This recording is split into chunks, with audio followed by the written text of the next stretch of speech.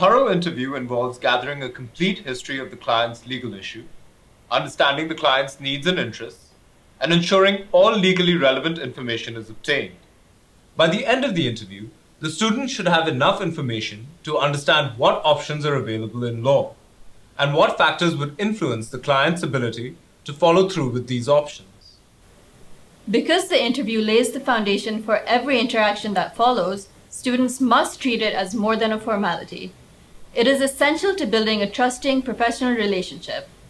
One of the foundations of this relationship is good communication. This video demonstrates listening and questioning techniques that students should employ for a thorough and sensitive client interview. First, let's watch Jordan demonstrate passive listening skills. Can you tell me what happened the first time you missed rent? Well, something happened and I missed my rent. My landlord came to me around the second or third of the month and asked where the money was, and I told him that I'd lost the money, but I could give him some later on in the week. I think I gave him $200 a few weeks later. Okay. I borrowed it from my brother, which was a mistake because now he wants me to pay him back too. We never had a good relationship, so it was really hard to borrow money from him, and I really want to pay him back because he just makes me feel so bad about borrowing, you know, but it's what happens when you're on assistance, right? You have to make some tough choices. Absolutely. Please go on. My rent is $400, and I know I did eventually pay the rest of April.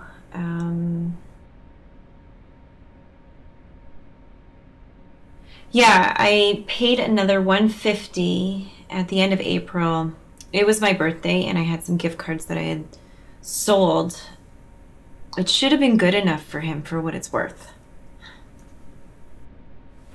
During this portion of the interview, the student used passive listening skills to draw information from the client. The student began with an open-ended question. Tell me what happened. This question was designed to allow information to flow. While the client explained the events that led to her issues, the student used non-committal acknowledgements like right, and okay. Non-committal acknowledgements allow the student to indicate that he is following the client without placing value on what the client is saying. Finally, the student used silence to allow the client time to process her thoughts. Many novice interviewers are uncomfortable with silence and are quick to interject to keep the conversation going.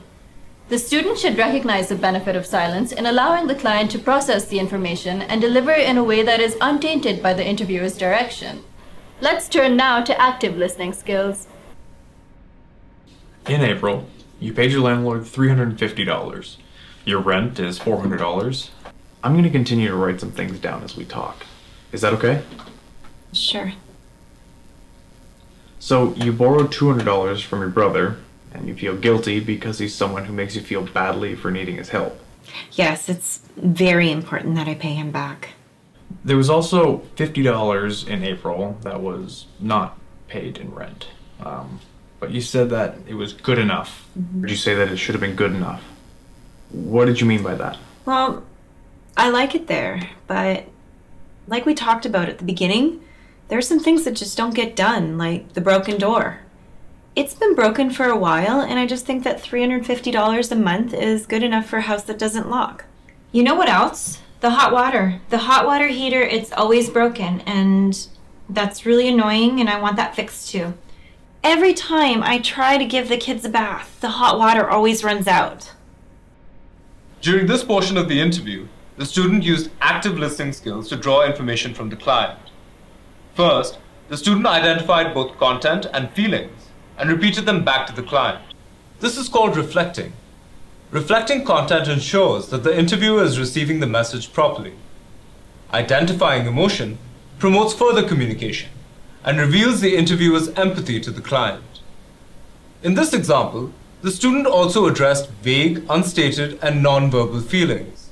As a result, the student discovered important information about the client's case that the client may have considered irrelevant. Exploring client feelings is also imperative to proper counseling. When making choices about their legal options, a client's decisions will sometimes be based more on how they feel rather than the facts of the case. A great legal counselor will attempt to understand what is important to a client in order to help direct them towards the most appropriate legal solution. Emotions play an important role in deciding what will work. There are a number of different ways to formulate questions in order to gather the type of information that the interviewer seeks. There are benefits and drawbacks to each. The student interviewer will have to consider what type of information they seek in order to determine which types of questions to ask. Now, I know you said you didn't want to talk about your ex, and I want to respect that. But I do need to know something about the circumstances regarding the door. Is it okay if I ask you some questions about that? I guess. Depends on the questions. Okay. And just tell me if you don't want to get into it. Okay. Now, what happened with the broken door? Well, it kind of goes back to what we were talking about before. My ex broke the door, and it hasn't been fixed since. I asked the landlord to fix it. Was your ex invited into your apartment? No, that's the problem. Someone always leaves the main entrance of the building unlocked. That's how my ex was getting in. I even posted a sign saying to leave the door locked at all times, but anyway, no one listens. It sounds like he's entered without permission more than once. Oh yeah, maybe 10 times? Okay, well, this last time, was it the only time he's ever done damage, or were there other incidents? This was the worst. I locked the door and wouldn't let him in, and he freaked out and broke it down. And after he had broken it down, what happened next? He came into my apartment and he took all my money. And this is why you were late with the rent? Yes. During this portion of the interview, the student used several types of questioning to discover information. You've already been introduced to open-ended questions. In this case, tell me what happened with the door. Open-ended questions are used to elicit information in the client's own words. Allowing the client to provide a narrative can be therapeutic for the client and allow for venting. The client may not be focused on your narrow questions until they feel that they have released their story. Open-ended questions can also give the interviewer an idea of how the client expresses herself with few boundaries. This gives the student information about how she might perform in mediation or in direct examination at a hearing. The drawbacks to open-ended questions are that the client may give some irrelevant information while giving insufficient detail on elements that are important to the legal case. In particular, the client will tell a story from their own perspective, and the alternative perspective may be missed. The client will often not know what the law considers relevant, and may therefore give too much information.